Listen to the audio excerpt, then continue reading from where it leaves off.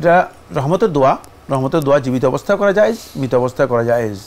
আমাদের দেশে অনেকে মনে করেন যে রহমতের দোয়া শুধুমাত্র মৃত ব্যক্তির জন্য, মানে মৃত ব্যক্তির জন্য রহমতের দরকার আছে আর জীবিত ব্যক্তির জন্য রহমতের দরকার নেই, একথা শুদ্ধ নয়।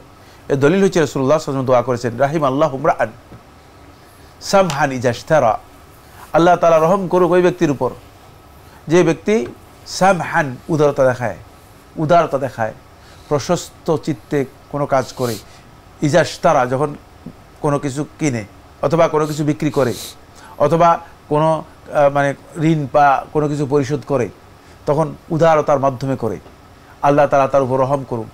এখান থেকে বোঝা যাচ্ছে যে রহমতের দোয়া দুনিয়াবী বিষয়ে করা জায়েজ এবং দুনিয়াতেও করা জায়েজ, জীবিত ব্যক্তির জন্য করা জায়েজ আর মৃত ব্যক্তির জন্য তো করা জায়েজই।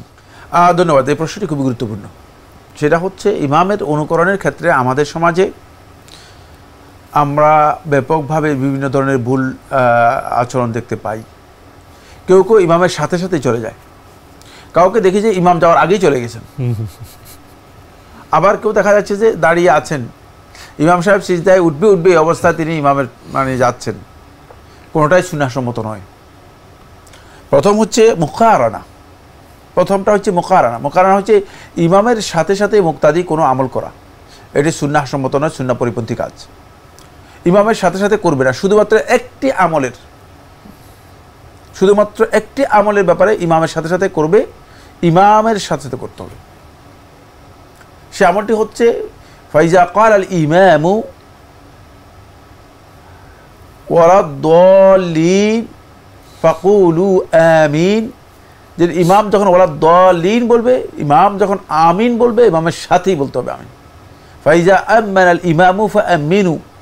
রাসূলুল্লাহ সাল্লাল্লাহু আলাইহি ওয়াসাল্লাম অন্য হাদিসের মধ্যে বলেছেন, যখন ইমাম আমিন শব্দ বলবে তখন তোমরা আমিন বলবে। এটা একসাথে বলতে হবে। এটা ছাড়া আর মুকারানা কোথাও বৈধ নয়। মুকারানা হচ্ছে ইমামের সাথে সাথে করা, বৈধ নয়, সুন্নাহসম্মত নয়, একসাথে করা যাবে। দ্বিতীয় হচ্ছে মুসাবাকা। মুসাবাকা হচ্ছে ইমাম থেকে অ্যাডভান্স হয়ে যাওয়া, এগিয়ে যাওয়া।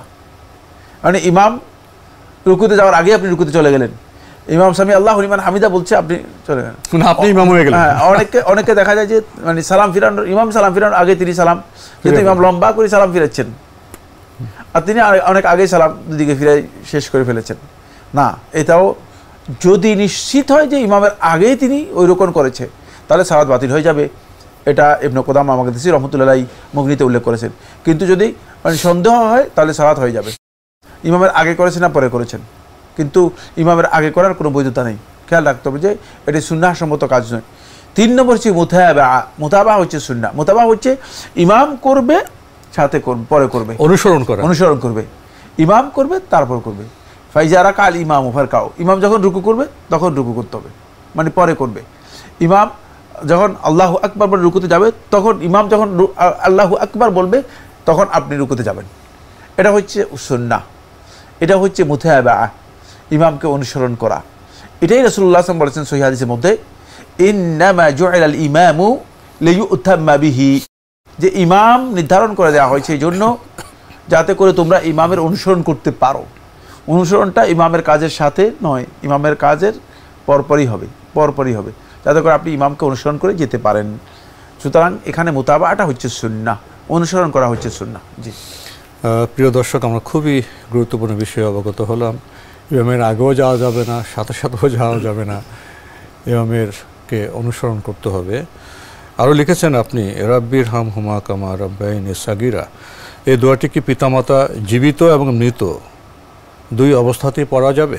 জি, এটা রহমতের দোয়া জীবিত অবস্থায় করা যায়, মৃত অবস্থায় করা যায়। আমাদের দেশে অনেকে মনে করেন যে রহমতের দোয়া শুধুমাত্র মৃত ব্যক্তির জন্য, মানে মৃত ব্যক্তির জন্য রহমতের দরকার আছে আর জীবিত ব্যক্তির জন্য রহমতের দরকার নেই, একথা শুদ্ধ নয়।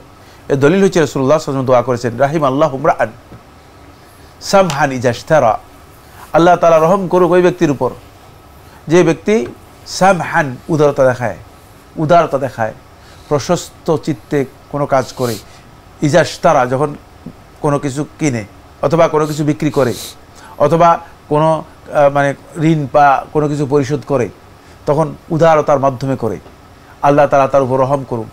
এখান থেকে বোঝা যাচ্ছে যে রহমতের দোয়া দুনিয়াবী বিষয়ে করা জায়েজ এবং দুনিয়াতেও করা জায়েজ, জীবিত ব্যক্তির জন্য করা জায়েজ, আর মৃত ব্যক্তির জন্য তো করা জায়েজই। সুতরাং কোনো ব্যক্তির সম্পর্কে যদি আপনি রাহিমাহুল্লাহ তাআলা বলেন, একথা মনে করবেন না যে মানে সে ব্যক্তি মারা গিয়েছে, বরং রাহিমাহুল্লাহ হাইয়ান ওয়া মাইয়িতান, মানে তাকে জীবিত মৃত দুই অবস্থাতে রহমতের দোয়া করা জায়েজ রয়েছে। এক্ষেত্রে আপনি জীবিত ব্যক্তির জন্যও রহমতের দোয়া করতে পারেন। তাই পিতামাতা জীবিত থাকলেও আপনি রব্বির হামহুমা কামা রাব্বায়ানি সগীরা, হে আল্লাহ আমার পিতামাতাকে আপনি রহম করুন, যেভাবে তারা আমাকে ছোটোবেলায় লালন পালন করেছে সেভাবে আপনি তাদের রহম করুন। এই দোয়াটা জীবিত করা জায়েজ রয়েছে।